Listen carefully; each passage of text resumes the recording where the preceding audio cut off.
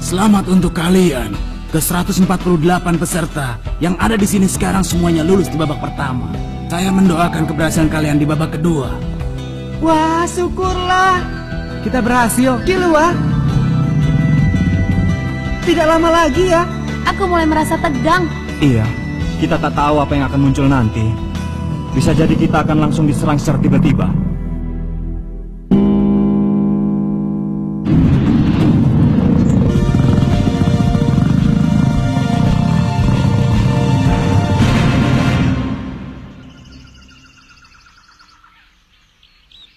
Selamat datang. Bagaimana? Apa perutmu sudah cukup lapar, Bu Hara? Seperti yang kau dengar, perutku sudah keroncongan, Menji. Yang akan menjadi penguji dan penanggung jawab di ujian babak kedua ini adalah aku, Hunter Citarasa. Hunter Citarasa? Apa maksudnya? Hunter Citarasa adalah hunter yang mencari bahan makanan ke seluruh dunia dan bertujuan untuk menciptakan rasa baru yang lebih lezat. Tentu saja hunter itu sendiri adalah seorang koki kelas 1. Berarti mata ujiannya adalah... Benar. Mata ujian babak kedua adalah masakan. Masakan? Kenapa sudah sampai sejauh ini malah harus membuat masakan segala? Hei kamu, kalau keberatan pulang saja sana. Kalau masih ada orang lain yang keberatan, kalian boleh pulang sekarang juga.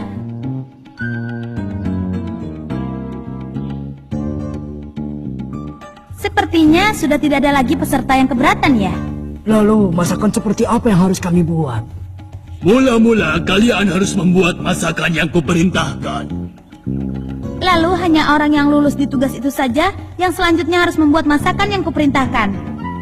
Pendek kata, kalau kami berdua mengatakan masakan kalian enak, berarti kalian lulus ujian babak kedua. Ujian apa? Enak atau tidaknya makanan tergantung selera masing-masing. Seandainya makanan itu lezat bagi kami pun, tapi kalau itu tidak cocok dengan selera kalian, tak ada gunanya kan? Ya. Sudah. Dengar ya, seperti yang sudah kukatakan tadi, siapapun yang tidak mau mengikuti ujian ini boleh pulang. Nah, selamat berpisah. Enak saja. Sudah sejauh ini, mana mungkin kami pulang? Ini semua gara-gara kamu, gendut. Bicaranya yang benar makanya. Sudahlah, menyebalkan sekali. Orang yang banyak mengeluh sebaiknya pulang saja. Maaf, lanjutkan kata-katamu tadi. Peserta yang bisa membuat kami berdua mengatakan lezat akan lulus di ujian kedua. Dan ujian babak kedua ini akan selesai pada saat perut kami sudah kenyang. Kalau yang pria mungkin makannya banyak, tapi gadis itu tampaknya tidak bisa makan terlalu banyak. Sepertinya di ujian ini jumlah peserta akan berkurang. Bagaimana ini? Aku belum pernah masak. Tidak kuduga ada ujian seperti ini. Aku pernah masak. Tidak terlihat dari wajahmu. Kau bisa masak apa? Ada macam-macam, tapi yang aku paling jago adalah nasi dan telur. Aku bisa. Nasi telur? Iya, itu memang masih bisa dibilang masakan. Tapi makanan seperti itu, siapapun yang membuat pasti rasanya sama. Itu tidak benar. Soalnya Bibi Mito pernah memujiku masakanku enak. Baiklah. Kalau begitu, nanti masakan aku ya. Aku juga. Nah, menu pesananku adalah babi guling. Dia bilang babi guling. Kesukaanku adalah jenis babi terganas di dunia yang hidup di hutan ini, yaitu Kritstem. Kritstem?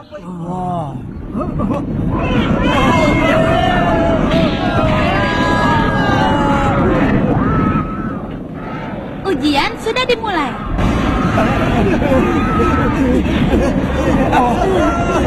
Kritstem punya kebiasaan menghancurkan lawannya dengan hidungnya yang besar dan keras. Kalau sampai terlambat lari, kalian sendirilah yang bisa mencari makanan babi.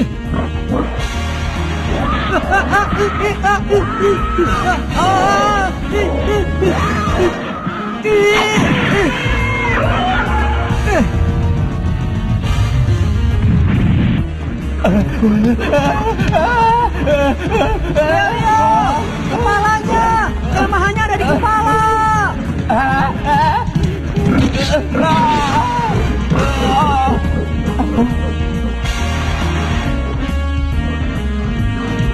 kepala.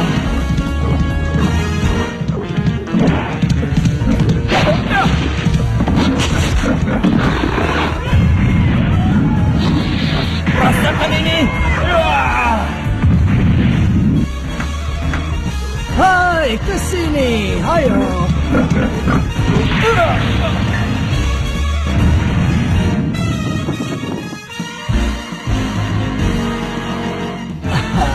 Berhasil.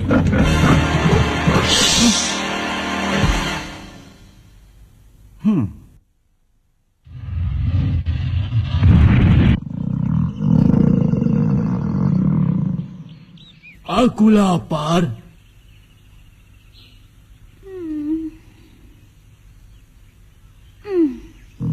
Oh.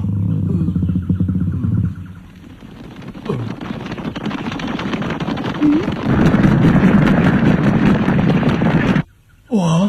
Silakan dinikmati. Oh. Wah, banyak sekali. Sepertinya aku terlalu meremehkan peserta. Benar-benar hebat. Tapi masalahnya adalah rasa. Pada akhirnya, berapa orangkah yang akan mampu memuaskan selera hunter cita rasa buahara? Lezat. Berapa orang yang akan lulus? Wah, yang ini juga enak. Hunter yang berselera sangat tinggi. Ya, benar enak. Kenapa yang gosong pun dimakannya? Luar biasa. Enak sekali. Apa benar dia itu hunter cita rasa?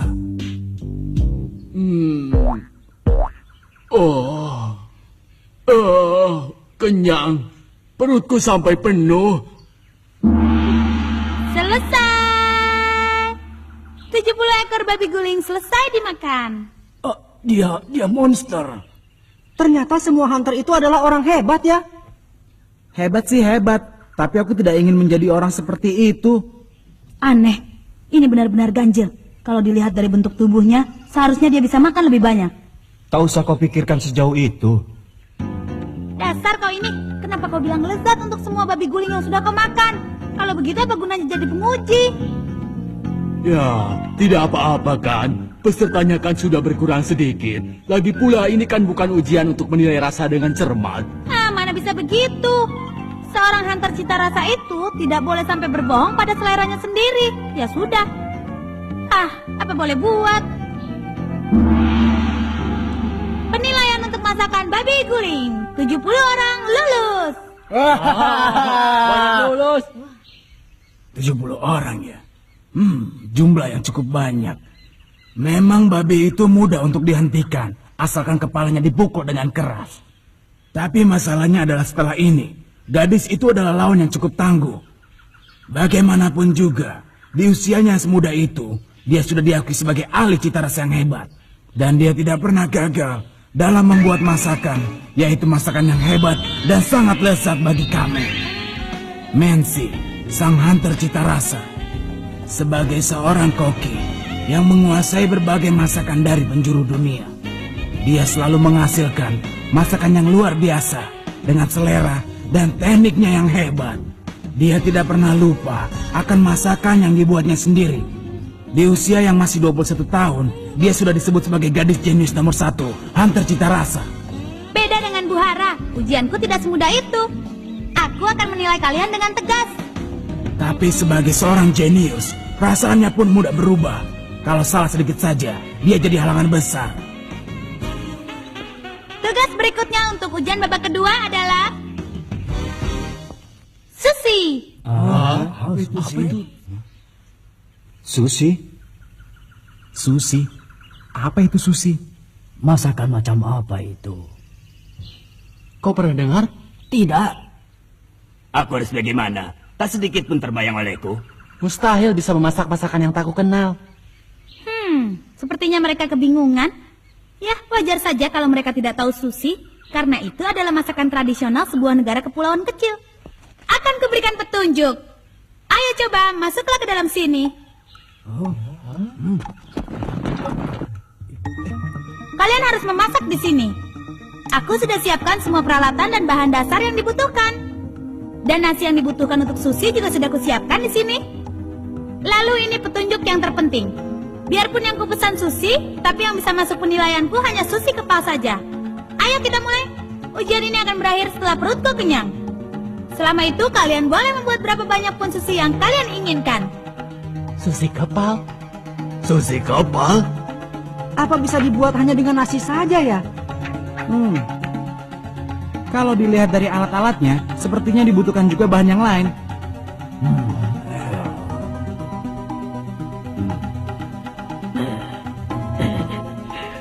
Ini tugas yang mudah sekali.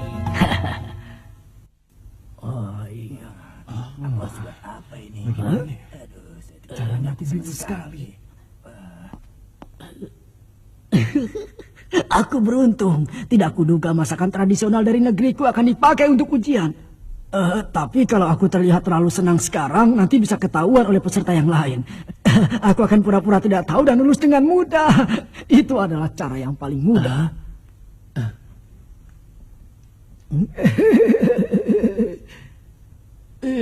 Dia pasti tahu caranya.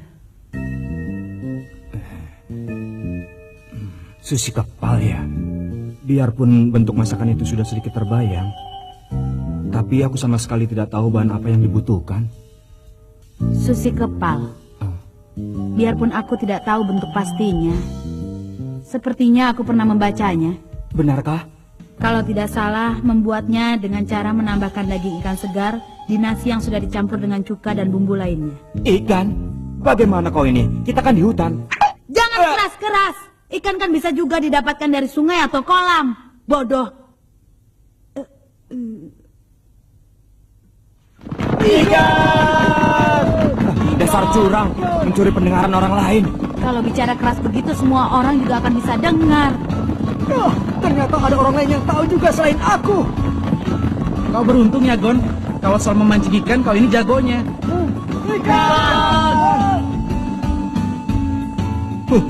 Kau ini memang licik, Menci. Bukankah yang digunakan untuk sushi itu biasanya adalah ikan laut? Justru karena itu akan jadi menarik. Aku bosan makan sushi yang biasa. Sushi seperti apa yang akan mereka buat?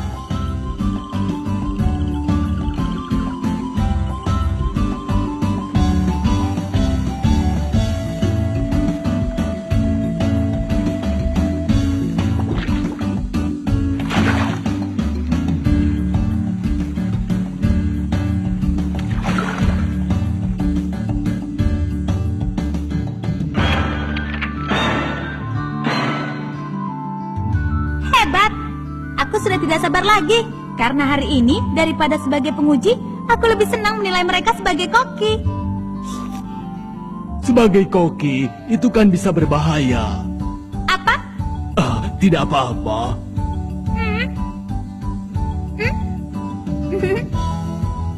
Semoga saja kebiasaan buruk Menci tidak sampai muncul.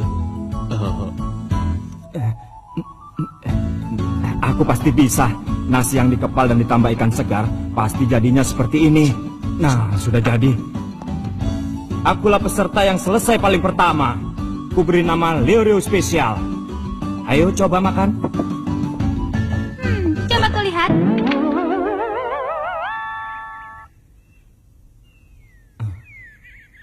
Mana bisa dimakan? Kamu tidak perlu dibuang seperti itu. Kenapa? Mau gugur ya?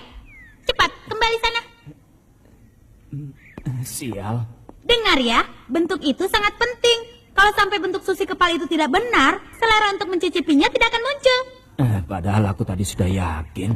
Nah, selanjutnya aku. Masakanmu sama dengan peserta nomor 403. Ternyata setingkat dengan Leo Rio ya. Tabahkan hatimu, Gon. Apa katamu? Nah, bawa masakan kalian. Salah. Bukan. Hampir benar. Berikutnya. Salah. Sebenarnya seperti apa sushi itu sebenarnya? Aku harus tahu. Salah.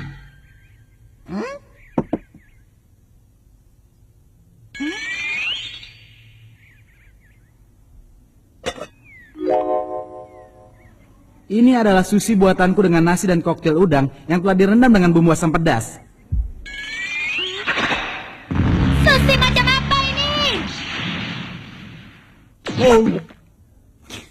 Peserta berikutnya.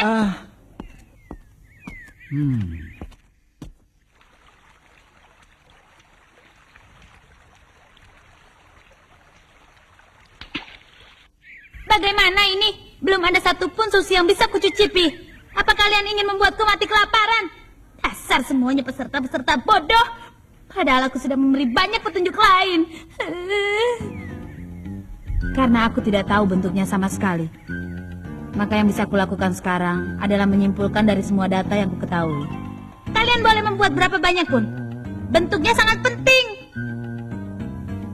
Kalau disimpulkan dari semua yang sudah dikatakan olehnya, maka sushi kepal itu bentuknya mungkin seperti kroket atau hamburger yang dibentuk dengan tangan. Dan biasanya dihidangkan dengan jumlah lebih dari satu. Lalu dilihat dari alat makan yang dipegang olehnya dan piring kecil berisi bumbu yang ada di depannya, maka sushi itu akan dicelupkan di cairan bumbu itu lalu dimakan. Itu berarti ukurannya kira-kira sebesar telur atau lebih kecil. Aku tahu. Ini dia. Kalian memasakmu juga sama dengan peserta yang pertama tadi. Kenapa kau begitu terpukul? Menjebalkan. Mereka semua sama saja. Bukan cuma ketelitian dan kecermatan yang kurang, tapi selera juga tidak punya. Akhirnya tiba giliranku. Bagaimana? Ini sushi bukan? Akhirnya muncul juga makanan yang kuinginkan. Coba ku makan. Tidak bisa. Rasanya tidak enak. Ulangi lagi. Apa katamu? Bukankah yang disebut dengan sushi kepal itu adalah nasi seukuran 1 kali suap yang dikepal dengan bentuk agak memanjang dan di atasnya diberi wasabi dan potongan ikan segar? Itu masakan yang mudah. Siapapun yang membuatnya pasti rasanya tidak berbeda. Begitu ya. Celaka. Masakan yang mudah, siapapun yang membuat, rasanya tidak akan berbeda. Yang benar saja, apa kau tahu? Untuk bisa mengepal sushi sampai benar-benar ahli dibutuhkan latihan lebih dari 10 tahun. Orang amatir sepertimu biarpun sudah membuat dengan bentuk yang mirip, tapi rasanya sangat berbeda seperti langit dan bumi. Dasar bodoh. Ya kalau begitu jangan jadikan sushi sebagai bahan ujian. Diam, masih mau protes ya? Akan kubunuh kau, berani-beraninya bicara seperti itu. Akhirnya kebiasaan buruk Menci muncul juga. Kalau dia sudah marah seperti itu, pasti semakin susah untuk memenuhi seleranya. Di dunia ini hanya ada beberapa orang koki saja yang bisa memuaskan selera Menci. Lihat saja. Untuk memasak dibutuhkan perasaan ya. Setelah marah-marah, perutku jadi semakin lapar saja. Peserta berikutnya, bawa masakannya. Ini masakan. Coba dicicip. Silakan. Belum tahu masakan aku kan. Gara-gara dia semua peserta jadi tahu cara memasaknya. Kalau begini terpaksa aku harus menilai dari segi rasa saja. Coba aku makan.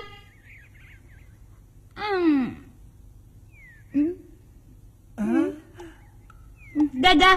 Kau mengepalnya terlalu kuat. Nasinya jadi keras dan tidak enak. Hei Menci, itu terlalu sulit. Hei, kau diam saja.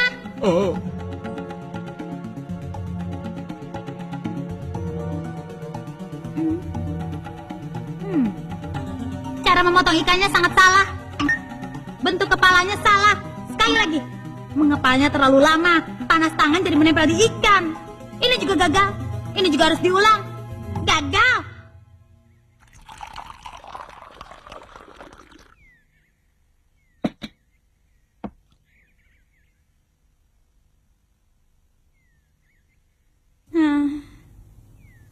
Maaf ya, perutku sudah kenyang. Sudah kenyang.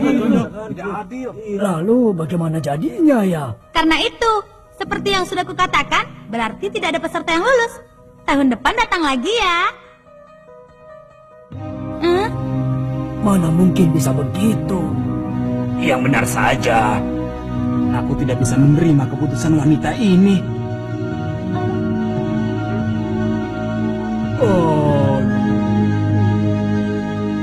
Bagaimana jadinya dengan ujian hunter ini ya?